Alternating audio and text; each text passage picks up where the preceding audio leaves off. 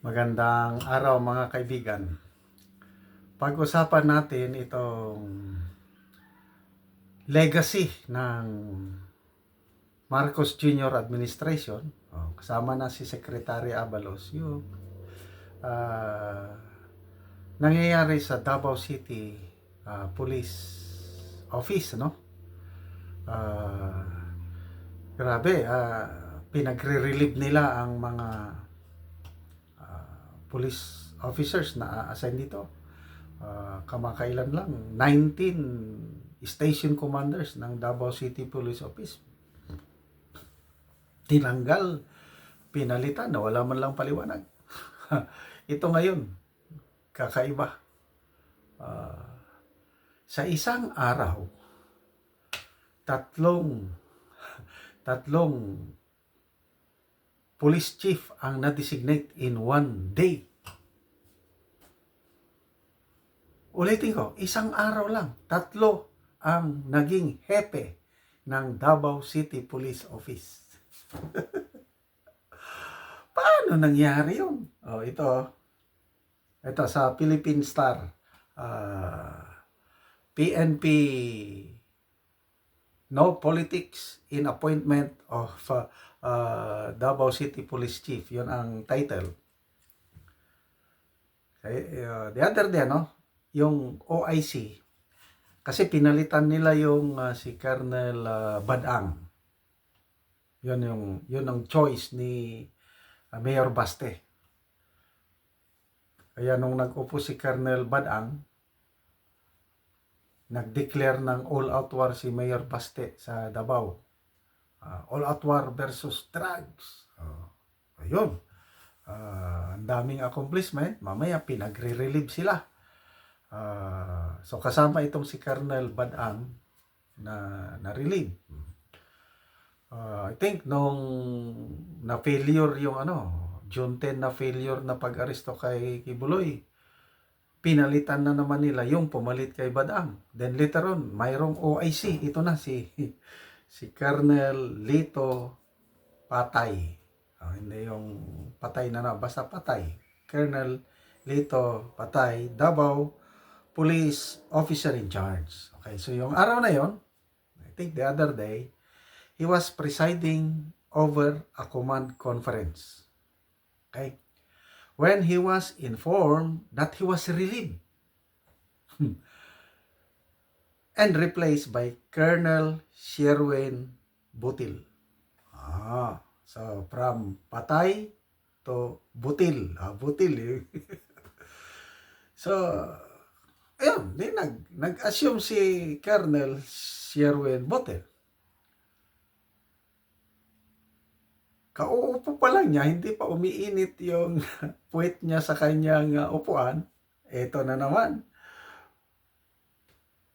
Dumating na naman ang order o balita na itong si Colonel Sherwin Butil pinalitan ni Colonel Marantan. Ano ba ito? Ang pangalan ni Colonel Marantan. Colonel basta Marantan.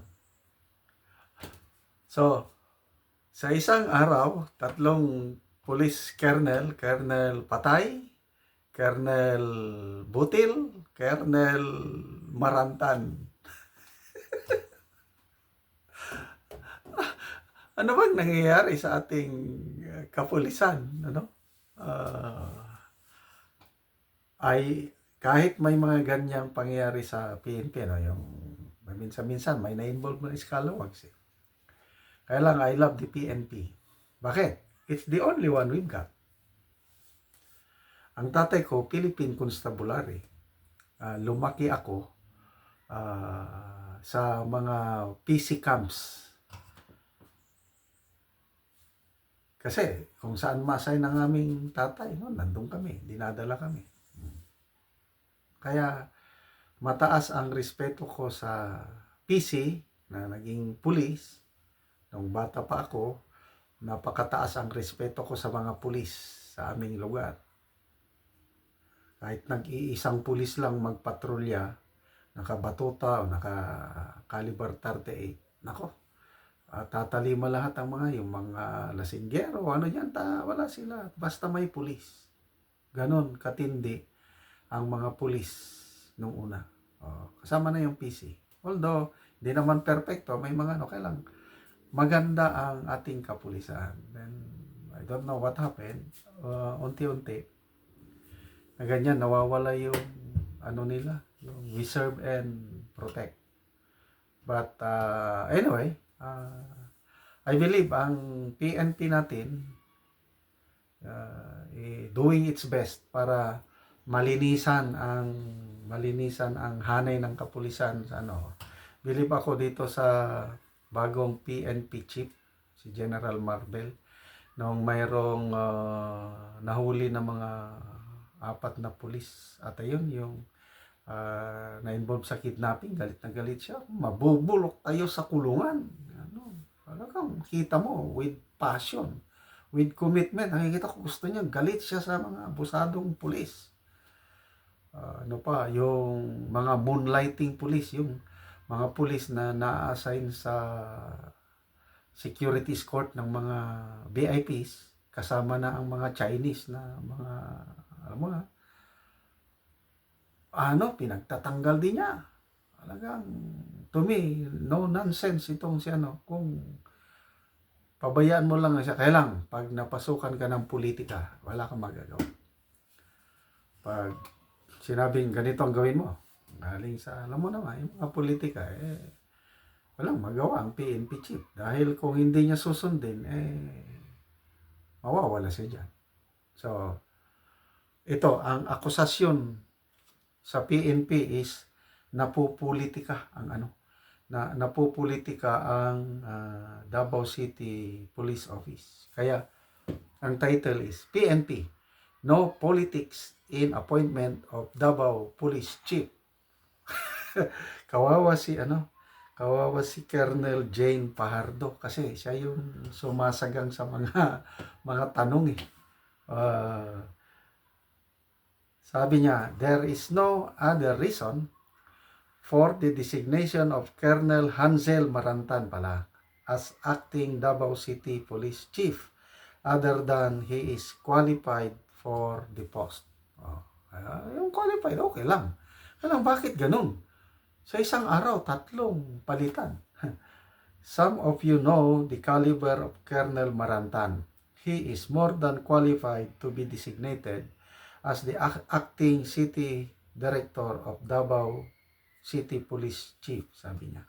Okay, so ito ang basa ko diyan is agawan sa basta I believe napupulitika ang Davao.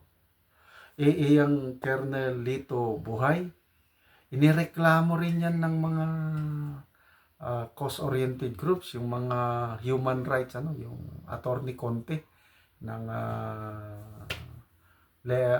Assistant to Counsel ng ICC. Daw yan, yung number 1 implementor daw yan ng Tokhang panahon ni PRRD. Naasan siya sa, I think, Batasan Hills o basta nirereklamo. Siguro dahil nireklamo, dahil sa kanyang sa war on drugs panahon ni PRRD, yun, pinalitan siya. Ang ipinalit, Colonel Lito, Colonel Butid. Siguro may sumingi. Hindi, yan. Ito ang gusto ko. Yan.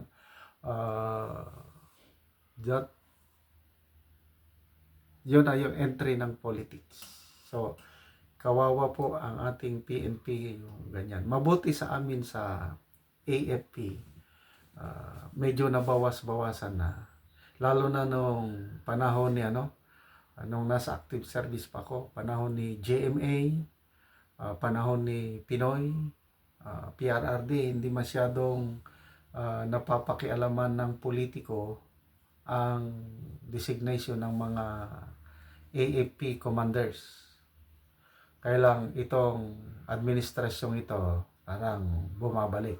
Di ba yung mayroong kumakalat na petition letter ng mga active soldiers They are accusing Secretary Gibo Chidoro na